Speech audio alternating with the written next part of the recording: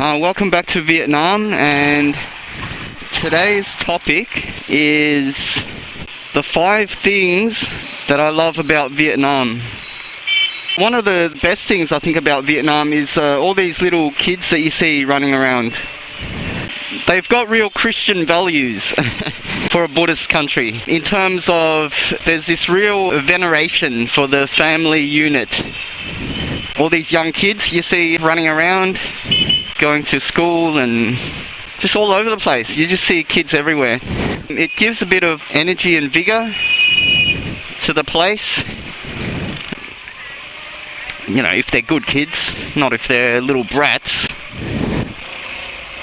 But yeah, it's also something worth noting that Vietnam is one of the youngest populations, not only in Asia, but around the world. The median age here is a minuscule 22. The median age of the population here is only 22 years old, which is freaking amazing. That's why you have little kids like that up at 6:30 a.m. selling, I don't know what she was selling, mangoes, I think. The median age is only 22, as I was saying, which really contrasts with the median age of people in Australia, which is nearly double. The median age in Australia is 38.1 years old. So median just means that half the people will be over that age and half the people will be under that age. It's not the average, because the average can be affected by outliers. So the median is more of an accurate figure in determining what the general age is. Sorry to introduce some maths into the equation there. Pardon the pun, but I am Asian, so it's a requirement, it's a racial requirement to talk about maths in every vlog. I've been really derelict in my duties so far. Yes, that is probably one of the coolest things that I like to see when I'm out and about. I like to see a young population, energy, vigor, hope, you know, all the shit that comes with youth. The second thing which is good about Vietnam, and I thought it was just me because I'm Viet, but apparently this Australian dude was telling me he was not looking forward to coming back to Australia. He was a cool guy. I'm not like one of those sex tourists or the lower class visitors that we have here. He was just, I think he was on an end of year footy trip or something. He was a bit of a, I don't know, he wasn't really a bogan, he was like a self-aware bogan. So he was a pretty cool guy, Kieran. So he was saying shit is like 100 times more interesting here than in Australia, which is a conservative estimate, because I think stuff is really more interesting here. I mean, not, you know, not on this particular stretch of road. There's not that much of interest happening, but in general, there's never a dull moment. To coin a really dull phrase, but there's never a dull moment. Even a trip down to the shops, or, you know, think of the most boring errand you can run in Australia, and it's kind of spiced up when you do it here. There's always stuff happening, man, out on the streets. There's not one quiet pocket of town. There's not one boring pocket of town, and stuff is ever changing. It's like a really ever changing city. Yes, it's an interesting place. Like the old war motto, visit, what was it? Friendly places and kill interesting people, or something like that. It was something like that. Sorry guys, it's 6 a.m. You gotta forgive me, mate. Yes, the third thing, and I'm so disorganized. I haven't jotted this down, man. I'm a bad Asian. They could revoke my Asian card anytime. Yes, the third point, what the hell was it? Anyway, I'll just jump around in order. I'll say third point is, it's really cheap. It's a pigeon feed. I don't know if you caught that. There was a guy feeding the pigeons. If you didn't, then my clever segue, or what do they call it? My clever little reference would have just gone lost into the nether. That would have been sad. Yeah, so it's cheap. Things are affordable, man. You can do stuff here that normally lack of funds might stop you from doing, such as travel. For instance, for me to take a bus from Saigon to Phnom Penh, which is a freaking another country, Cambodia, you know what the cost of that is? 10 smackaroos. 10 freaking smackaroos, man. What can you get for $10 in Oz? Probably get a smack in the face is about all you can get. You can get a pack of ciggies. Maybe not even. It's before tax. Yeah, so for the price of a pack of cigarettes, I can go to Cambodia. You know, how fucking nuts is that? It's incredible. Not as incredible as that woman exercising, but almost. Almost. Yeah, so value's enormous. Value's crazy.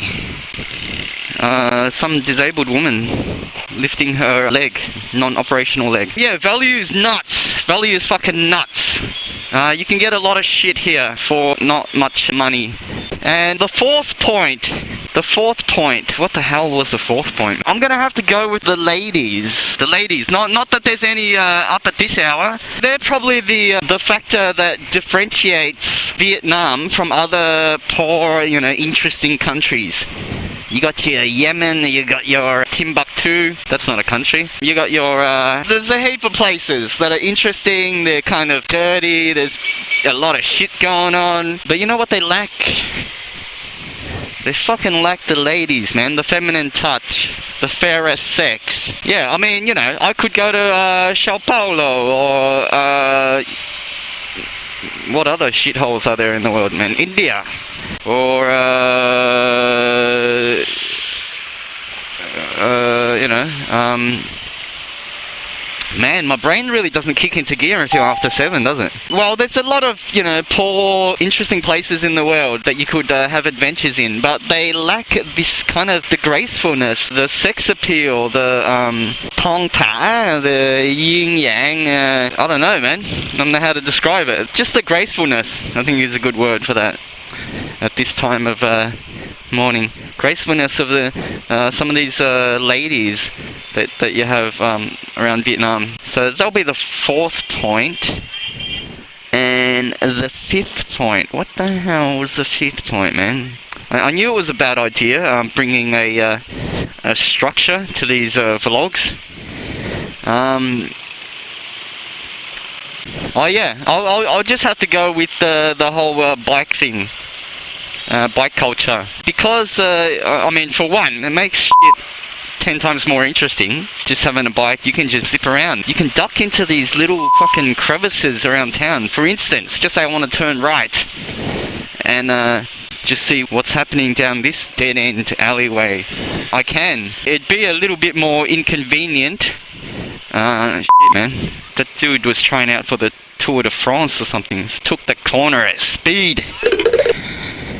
Yeah, with the bike, you can duck into these little crevices. Now, this is just a place to park, but you can just duck into anywhere, these little interesting alleyways. The woman's giving me a pretty severe look. Yeah, so you can just jump into these interesting alleyways. People were grilling meats and doing all sorts of jazz. Someone preparing, you know, coffees and stuff. A woman sitting on a chair. I think she's surgically attached to that chair. So yeah, the bike has numerous advantages. One of the other things I like about the bike is, you know, if you're a bit of a sticky beak like me, you're a bit of a sticky beak, you like to see what other people in the community are up to. It's nothing like a bike to reveal all, you know what I mean? Like, you can see into people's souls. Well, not quite into their souls, but you can see, like, what shit they're transporting or what's going on, what they're doing out on the town. Like, for instance, in a car, I wouldn't know this guy's transporting his daughter to school. And it's kind of interesting the way they transport kids, you know, in this kind of marsupial fashion. they have the kids just protected in the front or clinging on in the back, like a koala style. You know, it's pretty cool. You see all these kids hanging on for dear life with their parents, you know, transporting them to school or wherever they're going, usually to school.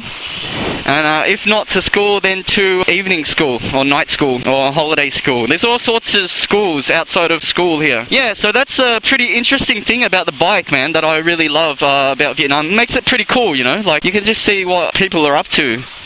It's a bit more impersonal with the car, the automobile. It's not as intimate. Like you can pretty much just see into people's daily activities, man. Like you can see what shopping they're carrying or like whatever, man. It's transparent. It kind of gives this feeling of activity to the place, the city. Motion. It just looks pretty cool. Like you see that people are going up on the bridge, people on their bikes. It's good stuff, mate. It's good stuff here. It's an interesting town. I'm a little bit biased because I am Vietnamese, but there's a lot of honourable traits that we can really admire Vietnamese people for. Like they're troopers, man. They're soldiers. Like all these little kids that you see, like half of these little blighters, they're holding down a job. They're holding down some kind of a job, mate. No matter their age. Like you look at them and you think they're young as hell. They're barely embryos, but they're already working, you know, working for the man. Working for the man. You know, you might think, oh shit, you know, like these kids, you know, they're going to school. After school, you know, they go home, kick back in front of the Nintendo or the Xbox or whatever, you know. Nah, man, that's not the case. Most of these blighters are moonlighting in other jobs. Moonlighting, not other jobs, they're moonlighting at work. Like the kid that, you know, we saw selling the mangoes, man. Like a lot of them do that after school, after they've fulfilled their obligations at school. Kick off the uniform, throw off the thongs, and rush out and man some stands or chop up some veggies or do something productive, you know. I mean, Vietnamese kind of have a bad rep for being rip-off merchants. I'll probably save that for another video. I'll probably dispute that because most of them are pretty honest, you know, what I've met. I've met a lot. They're basically pretty much honest but pragmatic. Yeah, so anyway, that's the 5 things. That's my top 5 list of what's cool about the country, the nation. Yeah, to summarize again, the food, the ladies, the value, the bikes, and the youth. The youth. Yeah, that's my top 5. I mean, you could probably name 500, but I'll keep it at 5 for now. Anyway, adios amigos, ciao. I'll catch you guys later and enjoy the rest of your life. Toodaloo.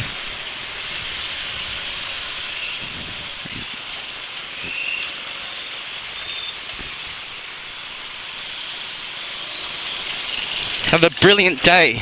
Have a brilliant day, and I'll probably catch you guys in the next video.